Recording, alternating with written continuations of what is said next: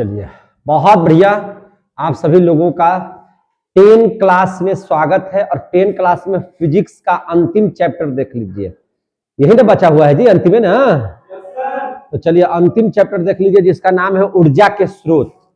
क्या नाम है? ऊर्जा के स्रोत। इस चैप्टर का नाम है ऊर्जा का स्रोत। बहुत अच्छे से समझना है, बहुत अच्छे से पढ़ना है, समझे कि नहीं? हम लोगों को बहुत अच्छे से इसको जानकारी लेना है ऊर्जा के स्रोत के बारे में। तो चलिए हम लोग देख लेते हैं ऊर्जा का स्रोत। ऊर्जा का स्रोत ये है चैप्टर 6 है। और क्या है ये? फिजिक्स। फिजिक्स यानी कि 5 तक आपकी पढ़ाई हो गई है, छठा चैप्टर की पढ़ाई नहीं हुई है, तो उसी को हम लोग देख रहे हैं, है ना। छठा चैप्टर है ऊर्जा का स्रोत। उसी को ऊर्जा बोले तो अंग्रेजी में इसको क्या बोलते हैं? एनर्जी। ऊर्जा को अंग्रेजी में क्या बोलते हैं? एनर्जी। एनर्जी माने होता है ऊर्जा। देखिए ऊर्जा और शक्ति ये दोनों में बहुत कम का अंतर है, ठीक है ना। आप लोग भी समझ लीजिए सब कोई, ऊर्जा और शक्ति में बहुत कम कार्य अंतर है। कार्य करने की क्षमता को ऊर्जा कहते हैं। कार्य करने की क्षमता को क्या कहते हैं? ऊर्जा कहते हैं। आपके अंदर में कितना क्षमता है कार्य करने की, उसी को क्या कहते हैं? ऊर्जा कहते हैं। लेकिन अगर यहां क्षमता के जगह पर दर लिख देंगे, समय उसमें कर देंगे, कार्य करने की दर बोलेंगे, तो उस शक्ति कहलाएगा, फिर पावर कहलाएगा। क्या कहलाएगा? पावर, शक्ति। तो ऊर्जा और शक्ति में बस थोड़ा सा का अंतर है। कार्य करने की जो क्षमता है उसको हम लोग, जैसे देखिए अब एक आदमी जो है 20 रसगुल्ला खा गया, बात समझ में आ रही है कि नहीं? 15 मिनट में, और दूसरा का भी खा गया लेकिन आधा घंटा में 20 रसगुल्ला खाया। खाने की कैपेसिटी तो दोनों को 20 को है। जब यहां तो ऊर्जा में तो मैंने समय का जिक्र नहीं किया जाता है, समझे कि नहीं? ऊर्जा में समय का कोई जिक्र नहीं है। तो ये हो गया ऊर्जा। जैसे दोनों को खाने का मैंने, जैसे 20 रसगुल्ला खा गया, ये भी 20 रसगुल्ला खा गया, समय चाहे जितना लगे उससे मतलब नहीं है। ये है उसकी ऊर्जा, खाने की कैपेसिटी उसकी 20 मैंने रसगुल्ले की है। लेकिन अगर हम कहेंगे शक्ति के बारे में, अगर कहेंगे तो अगर जैसे ही कोई 10 मिनट में खा गया, तो एक 15 मिनट में खा गया, तो जो जल्दी खा लेगा 10 मिनट में खा लेगा, तो वो समझ लीजिए कि उसके पास शक्ति ज्यादा है। लेकिन ऊर्जा तो दोनों का क्या हो जाएगा? सेम। आ गया समझ में? तो कार्य करने की क्षमता को ऊर्जा कहेंगे और कार्य करने की दर को शक्ति कहेंगे। क्लियर हो गया कि नहीं हो गया? अब देखिए ध्यान से, आपसे कोई पूछेगा कि ऊर्जा है, इसका एसआई मात्रक बताइए, इसका एसआई मात्रक। ऊर्जा का एसआई मात्रक क्या होगा? तो आप पढ़े होंगे, उस ऊर्जा का एसआई मात्रक जूल होता है। क्या होता है? जूल। क्या होता है? जूल। चूंकि कार्य इसमें जुड़ा हुआ है, तो जूल, कार्य का भी एसआई मात्रक जूले होता है। कार्य का भी एसआई मात्रक जूल होता है, उष्मा का भी एसआई मात्रक क्या होता है? जूल ही होता है। तो दोनों को याद रखिएगा कि एसआई मात्रक जो कार्य ऊर्जा का होता है वो जूल होता है। तो कार्य का, उष्मा का, ऊर्जा का, सब का एसआई मात्रक क्या होगा? जूल ही होगा। क्लियर हो गया? अब इसमें देखिएगा सीजीएस मात्रक आपसे पूछेगा। सीजीएस मात्रक, तो सीजीएस का मतलब सेंटीमीटर, ग्राम और सेकेंड, यही ना सीजीएस का मतलब। तो सीजीएस मात्रक जब बोलेंगे तो सीजीएस मात्रक क्या होता है? कैलोरी। सीजीएस मात्रक क्या होता है? कैलोरी। तो ये कार्य का भी होगा, उष्मा का भी होगा, दोनों का होगा, है ना। कैलोरी है। ऊर्जा का जब कैलोरी होगा तो कार्य का भी और उष्मा का भी, सबका क्या हो जाएगा? कैलोरी। अब देखिए ऊर्जा की प्राप्ति किससे होती है? तो ऊर्जा की प्राप्ति ईंधन के जलने से होती है। तो ईंधन हम लोगों को पढ़ना है। क्या पढ़ना होगा? ईंधन। अरे भैया ऊर्जा कैसे मिलेगा? तो ऊर्जा हम लोगों को कैसे मिलेगा? तो ऊर्जा तब न मिलेगा जब ईंधन जलेगा। जब ईंधन को हम लोग जलाएंगे तब उसमें से क्या निकलेगा? ऊर्जा की प्राप्ति होगी, जो किसी वस्तु को पकने का शक्ति प्रदान करेगा, ऊर्जा प्रदान करेगा। समझ में आ रही है बात? तो अब हम लोग पढ़ेंगे ईंधन। तो ईंधन किसको कहेंगे? ईंधन किसे कहा जाता है? तो वैसा पदार्थ जिसके दहन पर, मतलब जिसके जलाने पर, दहन का मतलब क्या होता है? जलाने पर। जिसके माने दहन पर अधिक उष्मा क्या निकले? अधिक उष्मा उत्पन्न हो जाए, उसी को क्या कहेंगे? ईंधन कहेंगे। क्या कहेंगे? ईंधन। तो वैसा पदार्थ, ध्यान से समझिएगा, वैसा पदार्थ है ना, जिसके दहन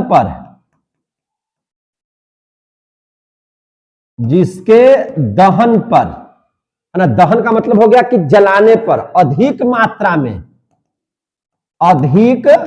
मात्रा में क्या उत्पन्न होता है, उष्मा उत्पन्न होता है। क्या उत्पन्न होता है, उष्मा उत्पन्न होता है, उष्मा उत्पन्न होता है। उसे हम लोग क्या कहते हैं, ईंधन। उसे क्या कहेंगे, ईंधन। अच्छा बताइए, जिससे पर्याप्त मात्रा में उष्मा नहीं निकले, यानी कि जैसे जिस पर खाना ही नहीं बनाया जा सके, जैसे लकड़ी उकड़ी कोई जलाया उससे खाना नहीं बनेगा, तो उसको ईंधन कहेंगे, नहीं कहेंगे, है ना। वह ईंधन उसी को कहेंगे जिस पर पर्याप्त मात्रा में उष्मा की प्राप्ति हो, समझे कि नहीं, तो उसको क्या कहेंगे, ईंधन। अच्छा, कोई आपसे पूछ दिया कि अच्छा ईंधन की विशेषता क्या है, अच्छा ईंधन की विशेषता बताइए। आपसे पूछ दिया जाए कि अच्छा ईंधन की विशेषता बताइए, क्या बताइएगा। तो अच्छा ईंधन की पहली विशेषता यह है कि जो अधिक उष्मा उत्पन्न करता हो। पहली विशेषता क्या हो जाएगी, जल्दी से बोलिए। जो अधिक उष्मा उत्पन्न करता हो, यानी कि जो, अब जैसे खाना बना रहे हैं और आंच धीमा रहेगा, उष्मा निकलवे नहीं करेगा, तब चढ़ाए हैं चावल, अभी बनेगा जाके 4 बजे रात में, भोर में, कोई फायदा है। अरे भैया, इतना गर्मी होना चाहिए कि उसमें उष्मा उतना निकलना चाहिए कि चढ़ाए 10 मिनट में बन के तैयार हो जाए, है कि नहीं। तो वही बात कर रहे हैं कि जो अधिक उष्मा उत्पन्न करे, जो अधिक उष्मा उत्पन्न करे, वह क्या है, वह जो है अच्छा ईंधन में आता है। दूसरा, और क्या अच्छा ईंधन की विशेषता है, जो कम धुआं उत्पन्न करे, है ना, जो कम धुआं उत्पन्न करे। जैसे कोयला जलाइए तो धुआं निकलेगा, लकड़ी जलाइए तो धुआं निकलेगा, है ना। तो वैसा ईंधन किसको कहेंगे, जो कम धुआं दे, है कि नहीं, है ना, जो कम धुआं उत्पन्न करता है, उत्पन्न करे मैंने अच्छा ईंधन में। ईंधन तो है वो सब, लेकिन अच्छा ईंधन में नहीं आएगा, फिर वो धुआं ज्यादा दे देगा तो अच्छा ईंधन में नहीं आएगा। तीसरा, अच्छा ईंधन की और क्या विशेषता है, तो जिसका भंडारण माने रख रखाव एवं परिवहन आसानी से हो जाए। अब जैसे कोयला है, तो कोयला का हम कहीं भी रख देंगे तो अच्छा से भंडारण हो जाएगा, है कि नहीं। कोई थोड़ी है कि मैंने उसको रख देंगे तो ये हो जाएगा। लेकिन ऐसा ईंधन ले लीजिए जिसको अगर थोड़ा सा फुर से उड़ा दीजिए, हल्का है से कोई चिंगारियों, अपना सिगरेट पीने के लिए लाइटर मारा, बस आग लहर जाए, तो ईंधन बेकार ईंधन है कि नहीं है। तो जिसका भंडारण अब परिवहन माने एक स्थान से दूसरे स्थान पर ले जाने में सुगमता हो, तो वह आसानी हो, तो वह ईंधन अच्छा ईंधन होता है। तो क्या होगा, अच्छा ईंधन की और क्या विशेषता है, कि जिसका भंडारण एवं परिवहन, हाँ, जिसका भंडारण एवं परिवहन, ये दोनों चीज, है ना, भंडारण भी परिवहन भी आसानी से हो जाए, आसानी से हो जाए। आया समझ में, आसानी से हो जाए। अब देख लीजिए चौथा, अब आपसे चौथा पूछा जाएगा। यही नहीं कि जैसे दुनिया के अगर महंगे हो जाएगा ईंधन, है ना, तो भी बेकार है, सस्ता होना चाहिए। कैसा होना चाहिए, सस्ता होना चाहिए। तो जो सस्ता हो, जो क्या हो, सस्ता हो। और क्या विशेषता हो सकती है, जो सस्ता हो, जो आसानी से प्राप्त हो जाए। जो कैसे प्राप्त हो जाए, आसानी से, जो सुलभता से प्राप्त हो जाए, जो सुलभता से प्राप्त हो, जिसको आसानी से हम प्राप्त कर सके। यहां से गए, बड़ा उठाए, कोयला लेके चला है, सस्ता से हमको मिल गया आराम से, बहुत ज्यादा महंगा भी नहीं है, है कि नहीं। तो जो सस्ता उपलब्ध हो जाए, सुलभता से प्राप्त हो जाए, वो हमारे लिए क्या है, अच्छा ईंधन की श्रेणी में है। और जिसके जलाने पर, ये नहीं कि जलाए और दुनिया का विषैला होगा, 2-4 को मूर्छित हो जाए, बेहोश हो जाए, तो वो ईंधन नहीं चाहिए हमको। ऐसा चाहिए कि जिसको जलाए ना, तो जो विषैला गैस उत्पन्न नहीं करे, समझे कि नहीं। जिसके जलाने पर, जलाए मालूम जला कि वो भी बेहोश होकर गिर गया, वो भी बेहोश होकर गिर गया, वो भी बेहोश होकर गिर गया, ले ऐसा ईंधन के क्या करेंगे, है ना। तो याद रखिएगा, जिसके जलाने पर,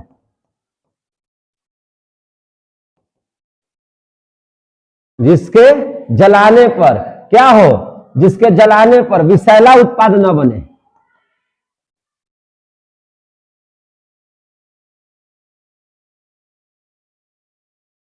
विषैला उत्पाद न बने। आ गया समझ में। और क्या इसका हो सकता है अच्छा ईंधन की विशेषता, तो अच्छा ईंधन की विशेषता हो सकता है कि जिसकी थोड़ी सी मात्रा ले, यानी कि थोड़ा द्रव्यमान वाला ले, मतलब कम वजन वाला, मैंने कहने का मतलब ये नहीं कि पूरा बोझा, मैंने कम द्रव्यमान का भी रहे आयतन में भी, तो अधिक ऊर्जा संचित करने का उसमें गुण हो, ऊर्जा उसमें अधिक संचित करने का गुण हो, जिसके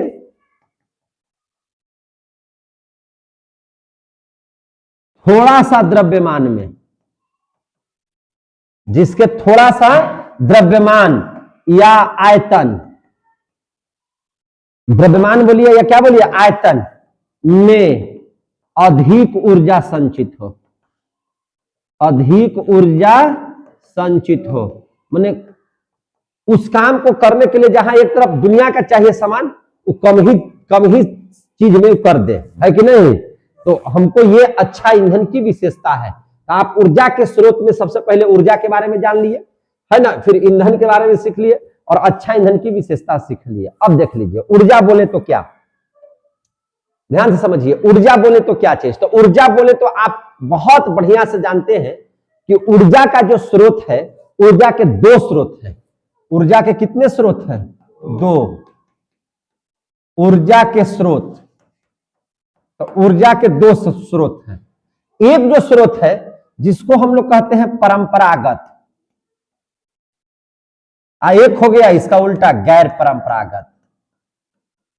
गैर परंपरागत, परंपरागत बोले तो परंपरागत का मतलब क्या? अनवीकरणीय। क्या चीज? अनवीकरणीय। अनवीकरणीय, अनवीकरणीय का मतलब कि जिनका पुनः निर्माण संभव ना हो। नवीकरणीय का मतलब क्या हो गया? जिनका पुनः निर्माण संभव हो, जो प्रचुर मात्रा में हो। समझे कि नहीं? उसी को कहते हैं नवीकरणीय। क्या कहते हैं? नवीकरणीय, यानी कि फिर से नया बन सके, है कि नहीं। या तो पूरा संचित भंडार में हो या फिर से बन सके। तो ऊर्जा के कितने स्रोत हो गया? दो। एक हो गया अनवीकरणीय, एक हो गया नवीकरणीय। अनवीकरणीय को परंपरागत और नवीकरणीय को क्या कहते हैं? गैर परंपरागत। क्लियर हो गया? तो इस बात को समझ लीजिए जरा सा, इसको समझते चलिए। तो ध्यान से समझिएगा। अब जो परंपरागत या जिसको हम लोग कहते हैं अनवीकरणीय, तो इस तो आप जानिए रहे कि इसकी मात्रा सीमित हो जाएगी, एक बार समाप्त हो जाएगा तो दोबारा बनने में बहुत समय लग जाएगा, यानी कि दोबारा निर्माण किया ही नहीं जा सकता है जिसका, या निर्माण ही करेंगे तो इतना ना समय लग जाएगा कि फिर वो माने डूब हो जाएगा, है कि नहीं। तो इसलिए अनवीकरणीय तो हम कह सकते हैं कि इसकी मात्रा क्या है? सीमित है। इसकी मात्रा क्या है? सीमित है। जैसे अब कोयला है, पेट्रोल है या गैस है, प्राकृतिक गैस है, तो ये सब सीमित मात्रा में ना है। एक बार समाप्त हो जाएगा तो पुनः फिर इसका निर्माण करने में वक्त लगेगा, है कि नहीं, और काफी वक्त लगेगा। तो हम कह सकते हैं कि इसकी मात्रा क्या है? सीमित है। इसकी मात्रा क्या है? सीमित है। लेकिन आप हमको बताइए, सूर्य ऊर्जा, सौर ऊर्जा कहीं समाप्त होने वाला है? कहीं ना समाप्त होगा, है कि नहीं। पानी है तो समाप्त होने वाला है? जल्दी नहीं है। जंगले है तो जल्दी समाप्त होने वाला चीज नहीं है। और समाप्त भी अगर हो जाएगा तो फिर पुनः निर्माण हो जाएगा इसका, है कि नहीं। फिर पुनः क्या हो जाएगा? निर्माण हो जाएगा। तो इसकी मात्रा क्या है? इसकी मात्रा असीमित है। इसकी मात्रा क्या है? असीमित है। इसकी मात्रा असीमित है। समझ में आ रही है बात? अब देख लीजिए इसका दूसरा गुण अनवीकरणीय का। तो देखिए, इसे पुनः प्राप्त नहीं किया जा सकता है। इसे पुनः प्राप्त नहीं कर सकते हैं। इसे पुनः प्राप्त नहीं कर सकते हैं। इसे पुनः प्राप्त नहीं कर सकते हैं, लेकिन इसको पुनः प्राप्त कर सकते हैं। पुनः प्राप्त कर सकते हैं। आ गया समझ में? अब देख लीजिए और क्या हो सकता है अंतर। तो और अंतर हो सकता है, देखिए अब मान के चलिए कि अनवीकरणीय में ज्यादा प्रदूषण होगा कि इसमें प्रदूषण होगा। अब इसमें सौर ऊर्जा, सौर ऊर्जा से कोई प्रदूषण होता है क्या? बोलिए। लेकिन कोयला जलाएंगे तो प्रदूषण होगा कि नहीं होगा? तो आपको प्रदूषण किससे होगा? तो अनवीकरणीय से। हाँ, तो लिखेंगे इस बात को कि इससे अधिक प्रदूषण होता है। इससे अधिक क्या होता है? प्रदूषण होता है। इससे अधिक प्रदूषण होता है। तो इससे बताइए, तो इससे प्रदूषण होता ही नहीं है, प्रदूषण नहीं होता है, इससे प्रदूषण नहीं होता है, समझे कि नहीं, इससे प्रदूषण नहीं होता है। अब समझिए ध्यान से, अब इसका कुछ उदाहरण पूछेगा आपको, तो इसमें क्या एग्जाम्पल दीजिएगा, कोयला, पेट्रोलियम, पेट्रोलियम में सब आ जाता है, पेट्रोलियम में आपका डीजल, पेट्रोल, किरोसिन है कि नहीं, मोम, ग्रीस, सब, समझे कि नहीं, पेट्रोलियम हो गया। प्राकृतिक गैस हो गया, अब प्राकृतिक गैस में एलपीजी, मीथेन, ये सब आ जाता है, समझे कि नहीं, तो प्राकृतिक गैस हो गया। और इसका एग्जाम्पल आप बताइए, नवीकरणीय का, नवीकरणीय का मैंने गैर परंपरागत का आप हमको बताइए उदाहरण। तो इसमें आप क्या लिख सकते हैं, भूतापीय ऊर्जा, भूतापीय ऊर्जा, भूमि से जो तापमान से जो ऊर्जा निकलती है उसको क्या कहते हैं, भूतापीय ऊर्जा। ज्वारीय ऊर्जा, समुद्र के ज्वार से जो पैदा होता है उसको क्या कहते हैं, ज्वारीय ऊर्जा। और तुम अभी बता रही थी सौर ऊर्जा, बता रहे थे ना जी, तो सौर ऊर्जा हो गया। और बताइए, और बताइए, पवन ऊर्जा, कौन ऊर्जा, पवन ऊर्जा। या आप बताइए जल वगैरह को देखिए, तो ये सब जल्दी समाप्त होने वाला चीज नहीं है, बहुत सारे चीजों को लिख सकते हैं। तो ईटीसी कर दीजिए यहां भी, और ईटीसी कर दीजिए यहां भी, समझे कि नहीं, समझ में आ रही है बात। अब देखिए ऊर्जा जो होती है, ऊर्जा, ऊर्जा का न तो नाश ही होता है, न ही उत्पत्ति होती है। ऊर्जा का न नाश होता है, न उत्पत्ति होता है, सिर्फ वह एक रूप से दूसरे रूप में परिवर्तित होता है। पढ़े हैं ना आप, 9वां में भी पढ़े होंगे कि ऊर्जा जो होता है, ऊर्जा का न तो नाश होता है, नाश होता है, और न ही उत्पत्ति होती है, और न ही उत्पत्ति होती है, उत्पत्ति होती है।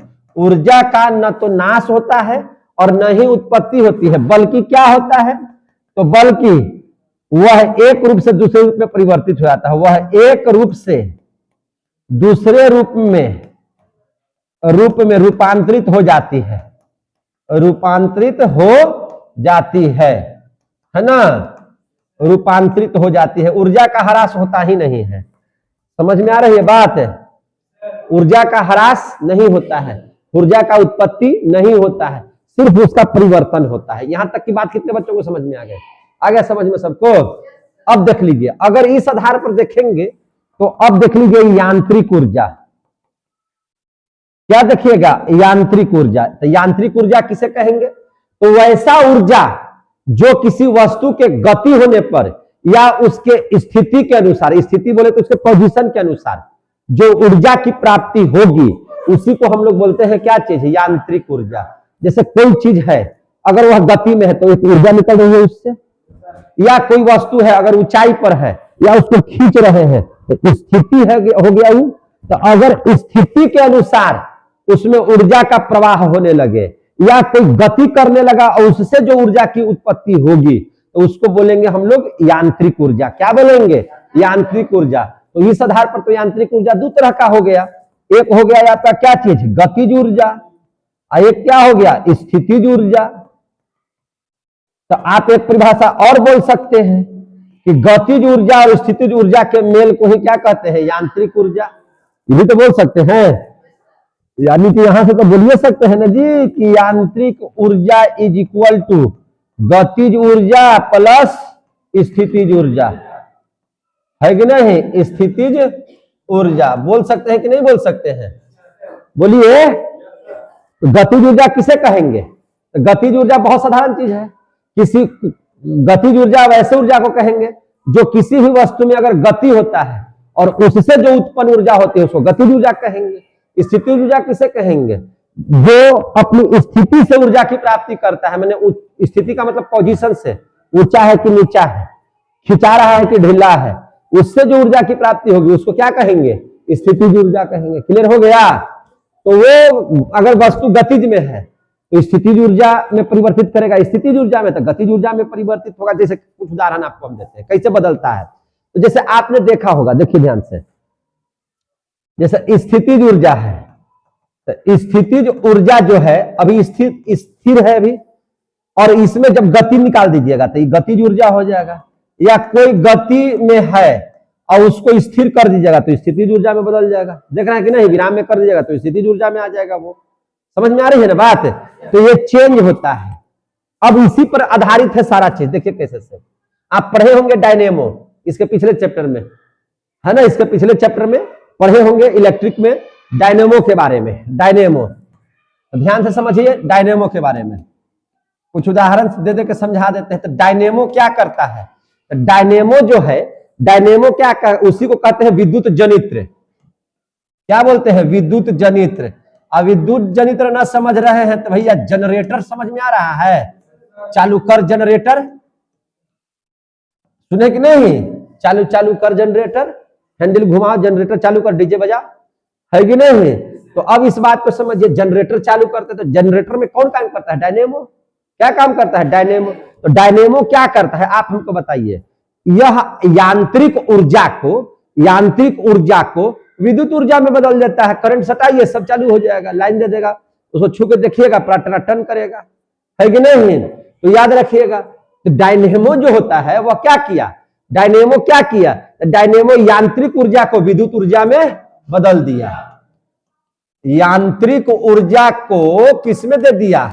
विद्युत ऊर्जा में। कौन दे दिया? डायनेमो आया। और जैसे ही विद्युत ऊर्जा में हुआ तो सब बॉल जल गया, सब मरकरी जल गया, है कि नहीं? समयाना टेंट सब लग गया, सब धड़ाक धड़ाक, है ना? डीजे बजाओ पूरा एकदम, है ना?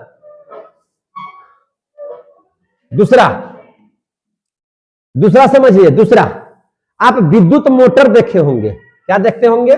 विद्युत मोटर। विद्युत मोटर आपने देखा होगा। विद्युत मोटर क्या करता है जरा समझिएगा। विद्युत मोटर क्या करता है? तो विद्युत मोटर क्या करता है? विद्युत ऊर्जा को यांत्रिक ऊर्जा में बदल देता है। अरे भैया, विद्युत लिया, मैंने करंट लिया, चालू हो गया, पानी जितना था तुम्हारा कुइया में, अहरा में, पोखरा में, सब को उठा करके खेत में डाल दिया। तो खेतवा में डाल रहा था, स्थितिज ऊर्जा गतिज ऊर्जा है, यांत्रिक ऊर्जा में बदल दिया ना। अरे भैया, विद्युत जब घुमाए, विद्युत मोटरवा में डाले तो करंटवा जैसी दीजिएगा तब फक से पनिया नहीं आ जाता है, इधर बाहर में है। जब पानी बाहर में है आ गया तो वो यांत्रिक ऊर्जा हो गया। तो विद्युत मोटर क्या करता है? विद्युत ऊर्जा को किस में बदल देता है? विद्युत ऊर्जा को बदल देता है यांत्रिक ऊर्जा में। क्लियर हो गए? किसी को कोई दिक्कत समझ में नहीं आ रहा है? सोलर प्लेट देखे हैं? सोलर प्लेट कैसे काम करता है? तो सूर्य ऊर्जा को लेगा, सूर्य ऊर्जा को क्या कर लेगा? ले लेगा। तो सूर्य का जो ऊर्जा है वह प्रकाश ऊर्जा है या सौर ऊर्जा है? वह क्या है? सौर ऊर्जा बोल सकते हैं उसको, या उसी को हम लोग क्या बोल सकते हैं? प्रकाश ऊर्जा। और उसको किस में बदल देता है? विद्युत ऊर्जा में। किस में बदल देता है? विद्युत ऊर्जा में। सब बॉल जलने लगता है, सब बॉल क्या होने लगता है? जलने लगता है ना? पंखा चलने लगेगा, टीवी चलने लगेगा। तो सौर ऊर्जा लिया, यानी कि प्रकाश को लिया, अब आपको क्या बना के भेज दिया? विद्युत। समझ में आ गई बात? अब चौथा देख लीजिए, समझ में आ ही रहा होगा। तो ऊर्जा का ना तो नाश होता है, नहीं उत्पत्ति होता है। आ रहा है सिद्धांत? समझ में आ रहा है सबको? अब देख लीजिए पवन चक्की। पवन चक्की वाला देश किसको कहते हैं? डेनमार्क को, है कि नहीं? पढ़ाए भी होंगे। सबसे ज्यादा पवन चक्की वही है ना? पवन चक्की जो होता है, पवन ऊर्जा जो है, वह क्या करता है? पंखिया को घुमा देता है। क्या करता है? पंखिया को घुमा देता है। टर्बेटरवा के पंखिया को क्या कर देता है? घुमा देता है। और जैसे ही घुमाएगा तो उसका से करंट उत्पन्न हो जाएगा, बिजली उत्पन्न हो जाएगा। समझे कि नहीं? तो पवन क्या किया? पवन ऊर्जा हवा को लिया, यानी कि पवन ऊर्जा को लिया।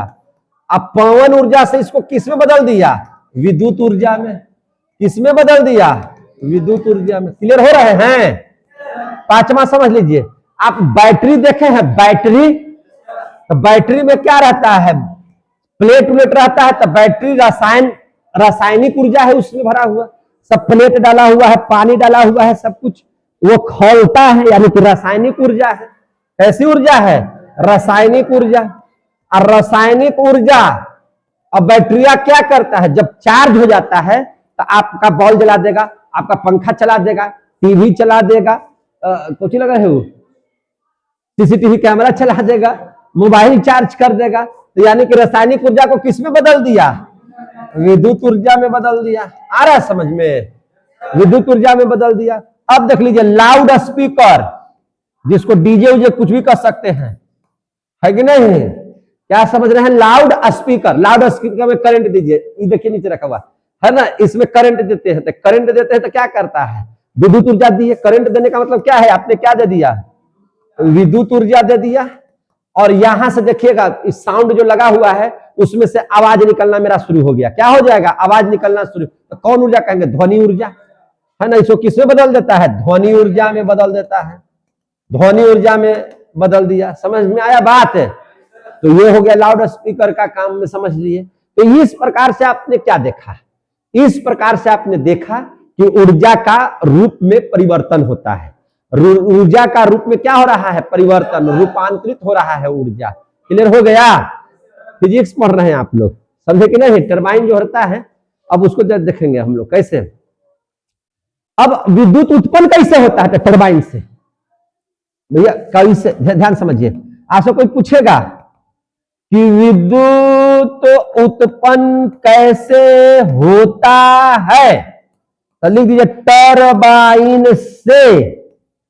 इससे होता है टरबाइन से।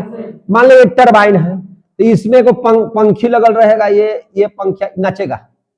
पंखा क्या करेगा? नचेगा। पंखा क्या करेगा? नचेगा। और पंखा जब नचेगा तो यहाँ क्या लगा हुआ है? इसके पीछे आर्मेचर लगा हुआ। क्या लगा हुआ है? आर्मेचर। और इसके नीचे को चुंबक लगा हुआ रहता है। तो आर्मेचर, जैसे पंखा घुमाया तो आर्मेचरवा क्या करेगा? नाचेगा। और चुंबकवा के साथ सटेगा तो एक चुंबकीय क्षेत्र उत्पन्न होगा। यही जब नाचने लगेगा तो करंट पैदा होगा। क्या हो जाएगा? करंट। भाग से जल गया बिजली, बल्ब जला, कहां जला? क्या किया वहां? टर्मिनेटरवा क्या किया, है ना? टर्मिनेटरवा क्या किया? आर्मेचरवा और चुंबकवा को क्या कर दिया? घर्षण करवा करके और उसको ऊर्जा उत्पन्न किया। कौन सी ऊर्जा? विद्युत ऊर्जा। आगे समझ में? बोलबे नहीं करता है। तो टरबाइन है। क्या है? टरबाइन। टरबाइन में क्या लगा होता है? आर्मेचर। यहां इसके नीचे क्या रखता है? चुंबक। जैसे ही पंखा घूमेगा तो आर्मेचरवा नाचेगा ना। यहाँ क्या है? चुंबकवा घर्षण करेगा, इसे इसे घर्षण करते करते करते विद्युत निकाल देगा। क्या निकाल देगा? करंट। समझ में आ गया बात? तो विद्युत ऊर्जा उत्पन्न कैसे होता है? टरबाइन से, है ना। इससे टरबाइन से। क्लियर हो गया? समझ में आ रही है बात? मैंने हल्का है कि भारी है? मैंने समझ में आ रहा है सब चीज है? बस यही तो पढ़ाई है। तो अब देख लीजिए, तो याद रखिएगा। तो विद्युत उत्पन्न ऐसे ही करते हैं। टरबाइन को घुमाने के लिए, क्या करने के लिए विद्युत उत्पन्न क्या करता है? कैसे करता है? टरबाइन से। टरबाइन से करता है। अब देखिए टरबाइन को घुमाना है। अब टरबाइन को जैसे भी घुमा दीजिए, चाहे वह कोयला से जला करके उष्मा बना करके भाप से उसको कर दीजिए, या पवन ऊर्जा जिसको कहते हैं हवा से, या बांध का पानी अगर टप टप पंखिया पर गिरेगा तो पंखिया नहीं नाचेगा? क्या नाचेगा ना। तो टरबाइन को किस किस चीज से घुमाया जा सकता है? तो देखिए ध्यान से। तो टरबाइन को घुमा सकते हैं हम लोग कोयला का प्रयोग कर करके। कैसे? कोयला का प्रयोग करके। कोयला का प्रयोग करते हैं। अब बताते हैं कैसे होता है। कोयला का प्रयोग करते हैं। तो कोयला का प्रयोग करते हैं तो क्या हो जाएगा?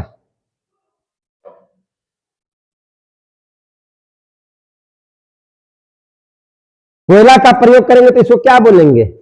बोलिए।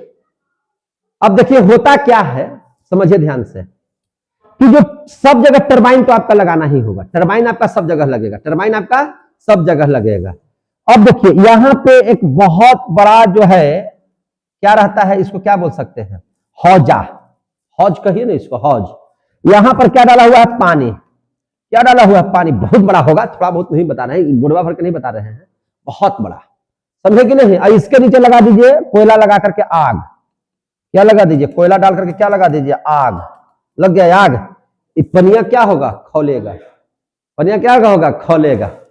ये पनिया क्या हो जाएगा? पूरा खौलेगा, एकदम पूरा पूरा। और देखिएगा आप ध्यान से मेरी बात को समझिए।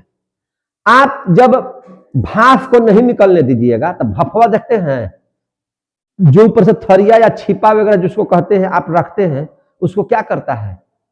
फटाक से फेंक देता है बाहर। या देखिएगा उष्मा में मैंने वाष्प में इतनी ताकत था कि छोटा सा तसली में अगर पानी को उबालिएगा ना तो उस पर जो ढकना रखते हैं उसको उड़िया करके बाहर फेंक देता है। छोटा सा की उदाहरण है। कुकर में आप देखिएगा नहीं, अगर एक जगह सीटी मारेगा बाहर निकलेगा। सीटिया के बजाय जाम कर देते तो सेफ्टी बाल्ब लगा हुआ रहता है, उसको उड़ा देगा। अगर उसको भी नहीं कीजिएगा तो पूरा कुकर में तो फाड़ देगा, फाड़ देता है ना। कितना वाष्प में ताकत है। अब इस पूरे वाष्प को बंद है, कहीं ना कहीं से एक जगह पाइप निकालिए। क्या निकालिए? पाइप। और पाइप निकालेगा तो यहां से वाष्प निकलेगा, तो वाष्प तो बहुत तेजी से निकलेगा, बहुत तेजी से निकलेगा। और यहां पर लगा दीजिए टरबाइन। टरबाइन बोले तो इसकी पंखिया, इसकी क्या चीज? पंखिया। लग गया। अब बताइए भफवा से टंकिया नाचेगा कि नहीं, पंखवा नाचेगा कि नहीं नाचेगा? जितना जोर से नाचेगा उतना करंट क्या होगा? पैदा होगा। आगे समझ में? उतना क्या हो जाएगा? पैदा होगा। क्या चीज पैदा होगा? करंट। समझ में आ गई बात? तो सबसे पहला विधि है कि विद्युत उत्पन्न कैसे करते हैं, तो कोयला का प्रयोग करके, कोयला का प्रयोग करके। इसको हम लोग तापीय विद्युत संयंत्र भी बोलते हैं। क्या बोलते हैं? तापीय विद्युत संयंत्र। क्योंकि तापमान को हीट करके भी हम लोग इसका प्रयोग कर लेते हैं। समझे कि नहीं? और पहले ना विद्युत का उत्पादन करने के लिए इसी चीज का सबसे ज्यादा इस्तेमाल होता था। इसका? कोयला से। कोयला से बिजली कैसे बनता है, समझ में आ गई बात?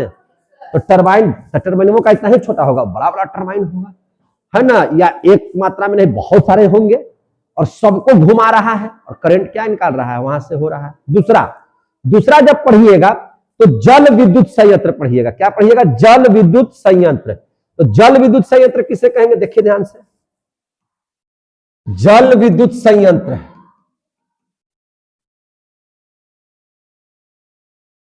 जल विद्युत संयंत्र। अब देखिए, पढ़े थे आप लोग ज्योग्राफी में कि बांध बनाया जा रहा है जिसको नदी घाटी परियोजना कहते हैं।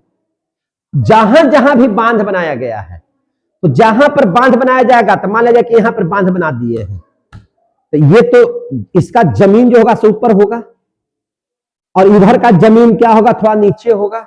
यहां पर सब पानी रोक दिया गया। क्या कर दिया गया? पानी रोक दिया गया। इस साइडवा में क्या किया गया? बड़ा बड़ा खंभा की तरह लगा करके टरबाइन लगा दिया गया। 1 2 3 4 ढेर सारा टरबाइन लगा दिया गया है।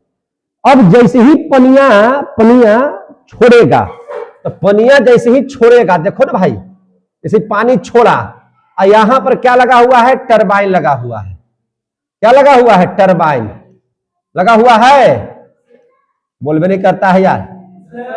टरबाइन लगा हुआ है। अब बताइए, इस पर पनिया अगर पूरा फोर्सली गिरेगा तो क्या ये पंखवा नहीं नाचेगा? पंखा नाचेगा। पंखवा नचाया किसको? टरबाइनमा को। और टरबाइनमा के अंदर में क्या रहता है? आर्मेचर। आर्मेचरवा किससे संपर्क करता है? चुंबकवा से। और क्या उत्पन्न करता है? विद्युत। क्या उत्पन्न करेगा? विद्युत। समझ में आ रही है बात? तो जितना तेजी से गिरेगा उतना ज्यादा करंट क्या होगा? बनेगा। तो क्या हम लोग बांध बना करके बिजली को पैदा कर सकते हैं कि नहीं कर सकते हैं? तो क्या इस माध्यम से बिजली पैदा होगा कि नहीं होगा?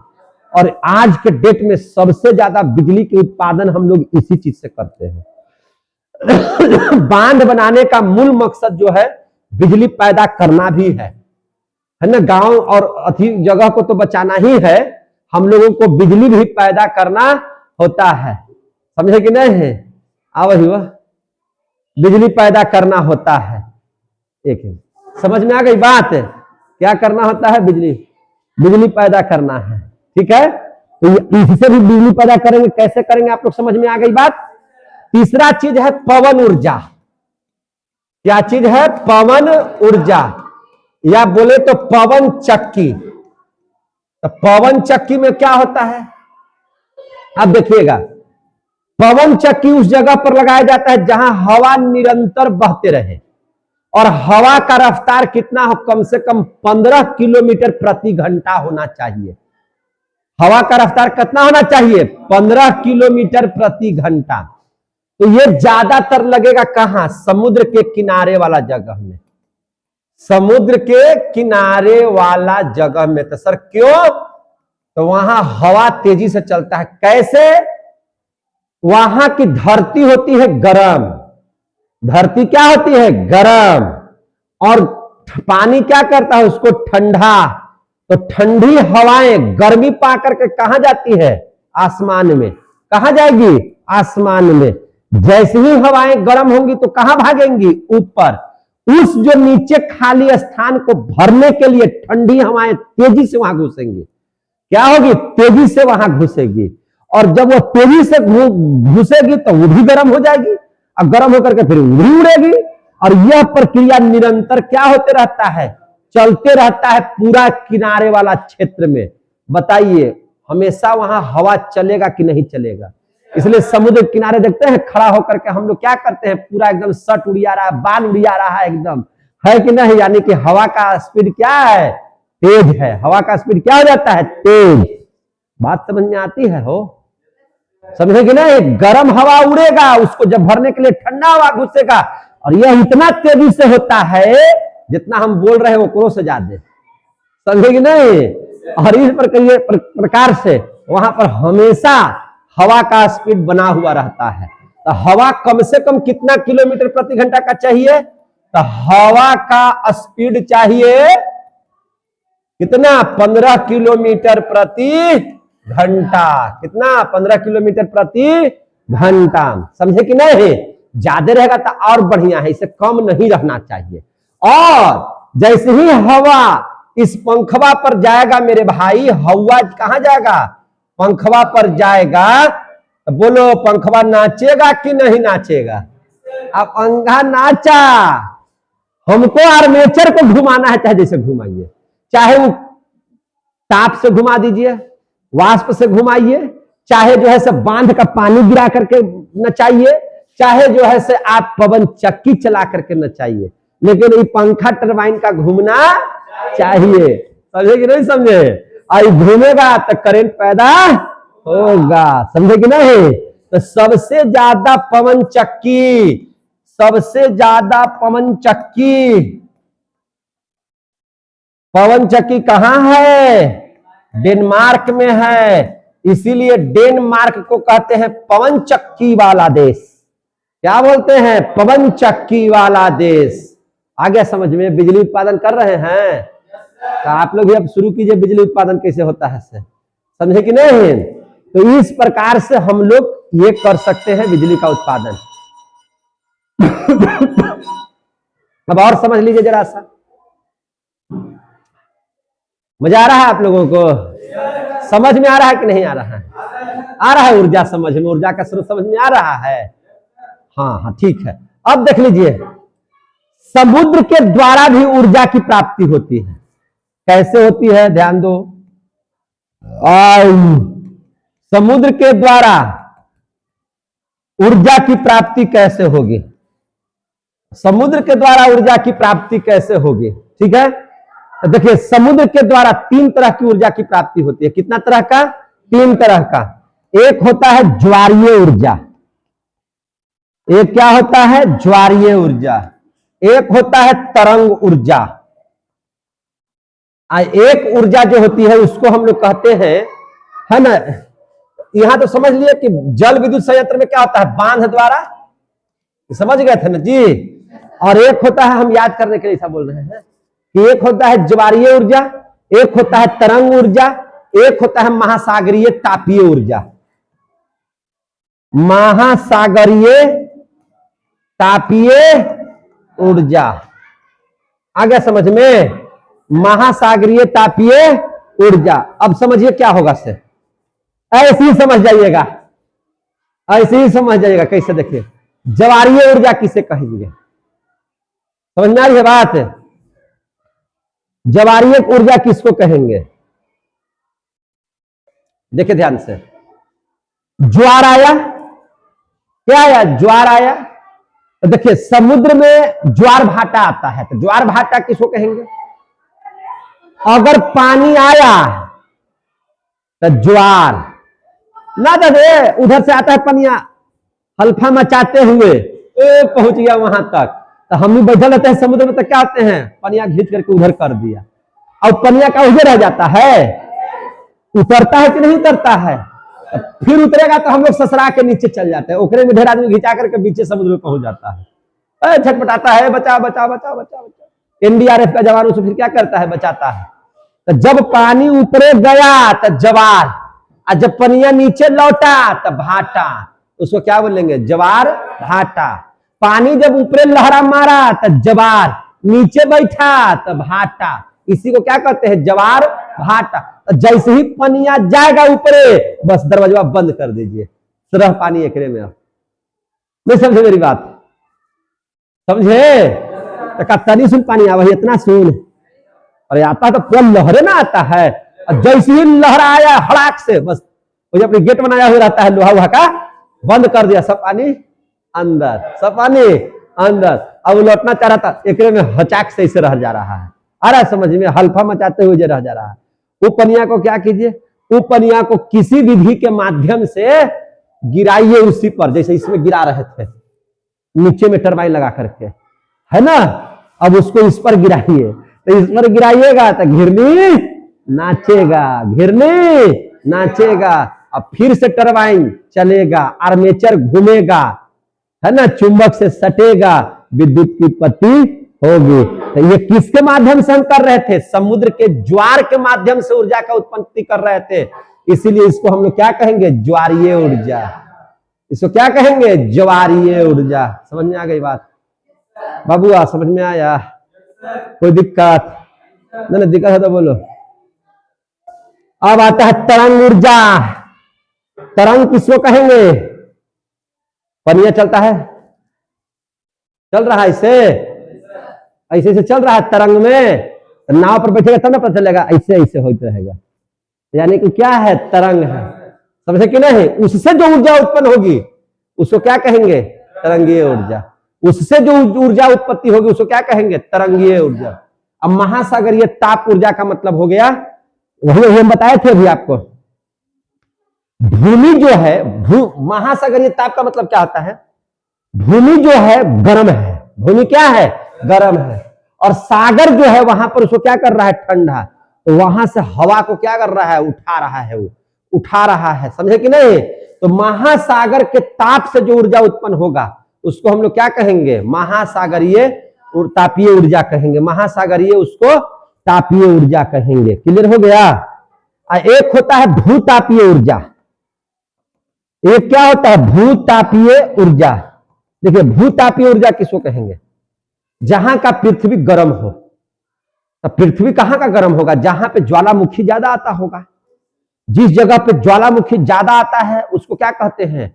वह वहां की मिट्टी क्या देखिएगा? देखिएगा नीचे का जो जलते रहता है एकदम आग की तरह, और पूरा धधकता है, और धधक करके वह बाहर निकलना चाहता है, तो वह ज्वालामुखी विस्फोट करता है। सारा का सारा मैग्मा लावा के रूप में कहां जाते हैं? बाहर। तो जब चलिएगा उस पर तो नीचे का धरती एकदम पूरा धिका हुआ रहेगा, एकदम गरम। क्या रहेगा? गरम। क्या रहेगा? गरम, पूरा हीट। हीट क्या बनाता है? वाष्प। क्या बना देगा? वाष्प। एकदम आराम से उसमें पाइप डाल करके वाष्प निकालिए। क्या निकालिए? वाष्प। और इतनी वाष्प निकलता है कि इस टरबाइन के पंखे को आसानी से घुमा सकता है। समझ में आ रही ना बात? इतना वाष्प निकलेगा। जैसे अभी आपको अगर किसी चीज से नहीं देखते हैं, हवा देने वाला, हवा से हम लोग बहारते हैं कि नहीं घर द्वार को, है ना, या गाड़ी उड़ी के अंदर के भाग को साफ किया जाता है कि नहीं? जैसा हवा से जिसे दिया आता है उसको देखिए ना, जोर से पतला कर करके कितना चोट लगता है उससे। तो उतना अगर प्रेशर से हवा अगर इसको घुमा देगा तो नहीं हो जाएगा? तो अगर संचित कर करके प्रेशर बना करके ये निकाला जाता है तो उसको कहेंगे भूतापीय ऊर्जा। भूमि के तापमान से वाष्प बना करके, है ना, टरबाइन को घुमा देना, टरबाइन के पंखी को घुमाना, क्या कहलाता है? उससे जो विद्युत पर निकलेगा उसको भूतापीय ऊर्जा कहेंगे। उसको क्या कहेंगे? भूतापीय ऊर्जा कहेंगे। इतना तक समझ में आ गया सबको? कहीं से कोई दिक्कत? अब जरा पढ़ लेते हैं सौर ऊर्जा। क्या पढ़ लेते हैं? सौर ऊर्जा। समझे भैया? क्या पढ़ लीजिएगा? सौर ऊर्जा। सौर ऊर्जा दो तरह का होता है, देखिए ध्यान से। सौर ऊर्जा में दो तरीका से, एक सोलर कुकर आता है जी। क्या आता है? Solar cooker. क्या आता है? Solar cooker. सोलर कुकर कहिए और उसको, या सौर कुकर कहिए, या क्या कहिए? सौर कुकर। एक के बात है। क्या कहिएगा? सौर कुकर। दोनों में से जे कहना भैया कहो। होता है क्या कि वो कुकर रहेगा, इससे कुकरवा इसी में रहता है। बोलो ना बाबू। अहिजे पड़ी लगल रहता है तो दर्पण। क्या लगल रहता है? दर्पण। यानी आओ, ये तो हैंडल बना दिए। और अहिजे पड़ी लगल रहता है वो क्या चीज? दर्पण। ऐसे क्या लगल रहता है? दर्पण। होता क्या है तो समझिए।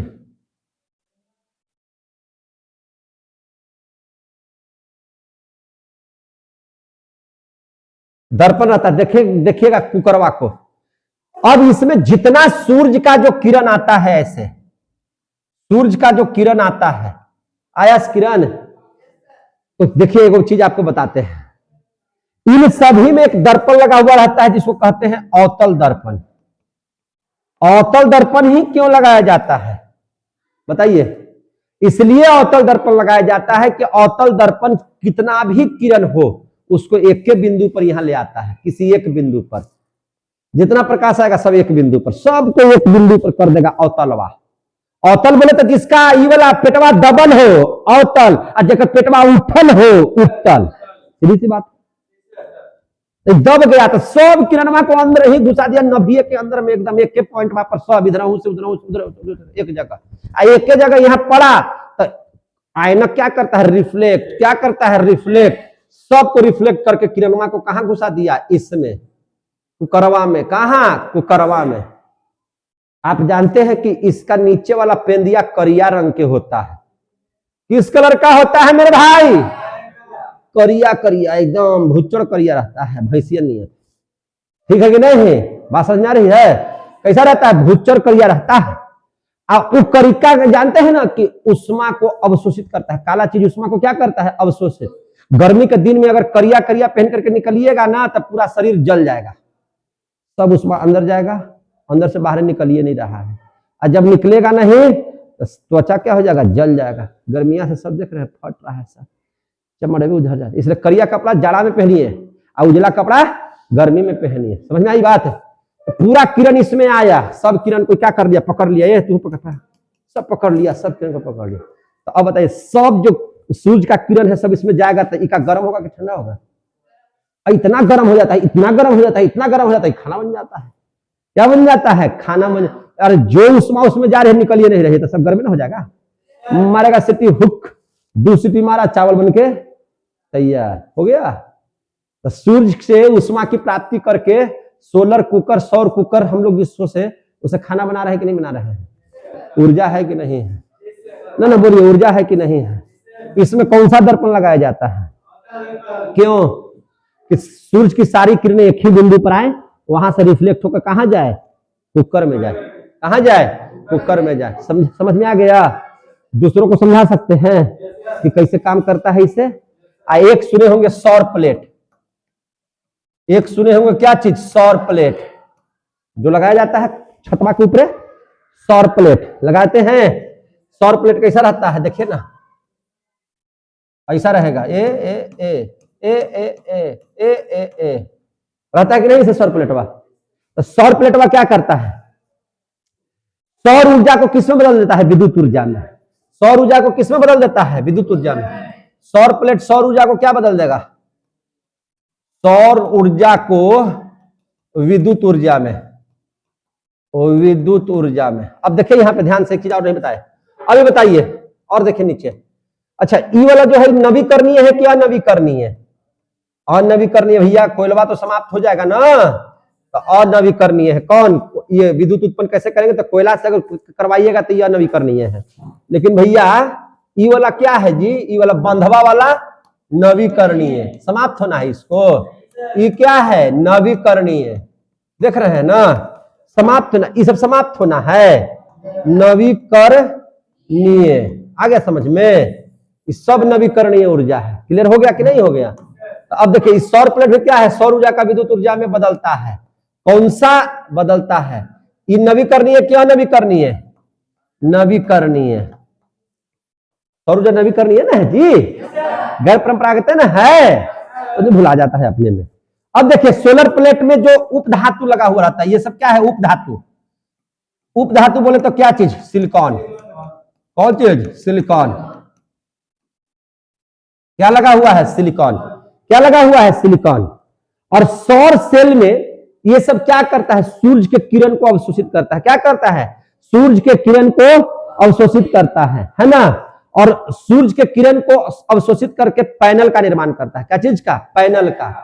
ये सब सूर्य के किरण को क्या चीज करता है, अवशोषित करता है, पैनल का निर्माण कर देता है। निर्माण कर दिया और निर्माण करके ये सब जो चीज बने रहते हैं वो अवतल दर्पण ही होता है। क्या होता है, अवतल दर्पण। सब एक जगह उसको इकट्ठा करता है। क्या करता है, उसको एक जगह इकट्ठा करता है और इकट्ठा करके पूरी पर्याप्त मात्रा में किसको देता है वह ऊर्जा, बैटरी को। और बैटरी उससे क्या हो जाती है, चार्ज। बैटरी क्या हो जाती है, चार्ज। समझे कि नहीं, यानी कि वह विद्युत ऊर्जा में बदल जाता है और बैटरी फिर आपको करंट प्रवाहित सगरो कर देगा, है कि नहीं। पूरा धकाधक बल्ब जलाते रहिए, जलाते हैं कि नहीं बल्ब, तो ये अवशोषित करके बैटरी को चार्ज करता है और इससे पूरा का पूरा सिस्टम काम करने लगता है। तो सौर ऊर्जा से हम लोग काम कर रहे हैं कि नहीं कर रहे हैं। अब बहुते घरों में, बहुते जगह आप सौर प्लेट बैठा करके खुद से बिजली का निर्माण कर सकते हैं और बिजली को बेच भी सकते हैं। समझे कि नहीं, बिजली को बेच भी सकते हैं और फ्री में बिजली जला भी सकते हैं।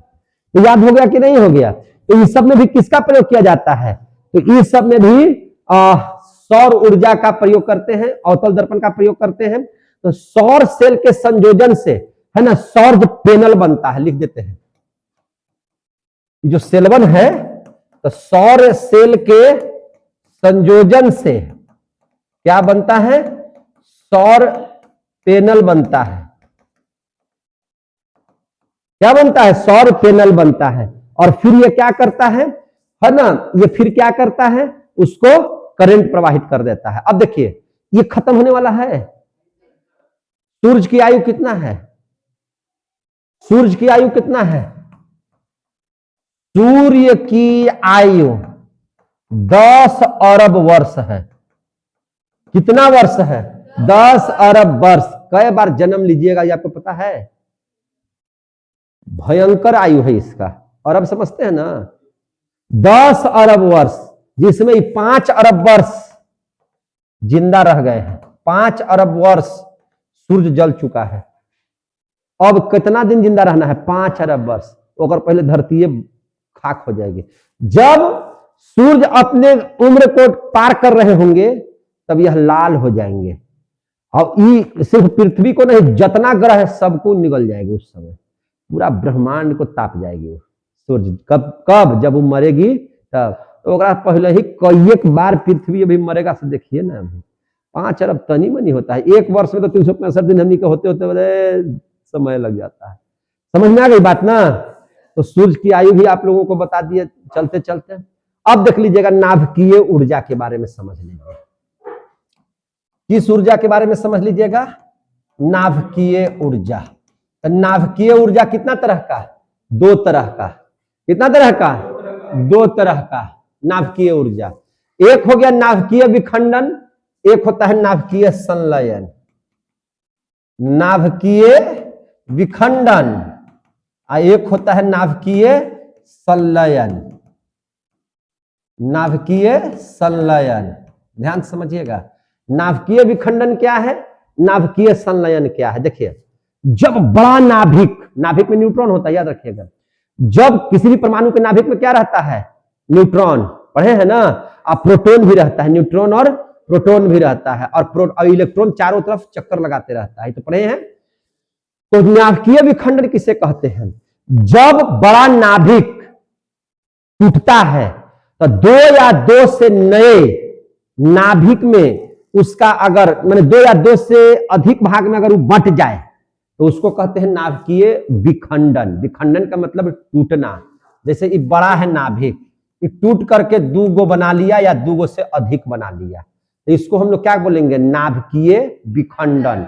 तो परिभाषा क्या लिखेंगे कि जब एक बड़ा नाभिक, माने किसी परमाणु का नाभिक जो बड़ा है ना, नाभिक टूटकर, क्या चीज होकर के, टूटकर 2 या 2 से अधिक, 2 या 2 से अधिक, 2 या 2 से अधिक छोटा छोटा भाग में बंट जाता है। छोटा छोटा भाग में बंट जाता है तो उसे क्या कहते हैं, नाभिकीय विखंडन कहते हैं। उसे क्या कहते हैं? नाभिकीय विखंडन कहते हैं। समझ में आ गई बात? तो नाभिकीय विखंडन करने के लिए जिम्मेवार कौन है? न्यूट्रॉन। जिम्मेवार कौन है? न्यूट्रॉन। तो आपसे पूछा जाएगा कि जिम्मेदार कौन, ऐसा करने के लिए जिम्मेदार कौन? तो न्यूट्रॉन। कौन? न्यूट्रॉन, है ना? कौन जिम्मेदार है? न्यूट्रॉन। समझ में आ गई बात? अब ध्यान दीजिएगा, देखिए नाभिकीय विखंडन किसका होगा? तो नाभिकीय विखंडन उसका होगा जो भारी नाभिक होगा, जिसका नाभिक कैसा होगा? भारी। अरे भैया जो टूटेगा कौन? जो बड़ा होगा। फुटकन थोड़ी टूटेगा, समझे कि नहीं? तो भारी जो होगा, बड़ा जो होगा, वही टूटेगा। तो अब समझिए इस मैटर को, अब इसको समझने का कोशिश कीजिए। समझ में आ रहा है? इतना सारा चीज जो बता रहे हैं समझ में आ रहा है ना? चलिए अब देख लीजिए ध्यान से। तो भारी तत्व का नाभिक है, देखिए भारी तत्व का नाभिक ही क्या होता है? भारी तत्व का नाभिक ही विखंडित होता है, विखंडित होता है। भारी तत्व का नाभिक विखंडित होगा, इस बात को तो आप लोग जान रहे हैं, है ना? तो भारी तत्व में कौन हो जाएगा? तो आप नाम सुने होंगे यूरेनियम का। किसका नाम सुने होंगे? यूरेनियम का। आप नाम सुने होंगे थोरियम का। किसका? थोरियम का। आप नाम सुने होंगे किसका? तब प्लूटोनियम का। प्लूटोनियम का सुने हैं कि नहीं सुने हैं? तो इन्हीं लोगों का क्या होता है? विखंडन। और ये अगर सही तरीके से विखंडित हो गए तब बिजली उत्पत्ति होती है। इनसे क्या होती है? बिजली उत्पत्ति होती है और बम भी बनता है। परमाणु बम इसी पर काम करता है, नाभिकीय विखंडन पर। होता क्या है सुनिए, देखिए कितनी ताकत है इसमें। तो देखिए बिजली उत्पत्ति में हम लोग इसका इस्तेमाल कहां करते हैं? बिजली उत्पादन में। किसमें करते हैं? बिजली उत्पादन में। तो बिजली उत्पादन में क्यों करते हैं आप ध्यान से समझिए। आ जाइए, हम पढ़ाते हैं थोड़ी देरी में। बैटरी समाप्त हो गया है। बैटरी क्या हो गया है? समाप्त। थोड़ी देरी में हम पढ़ा देते हैं।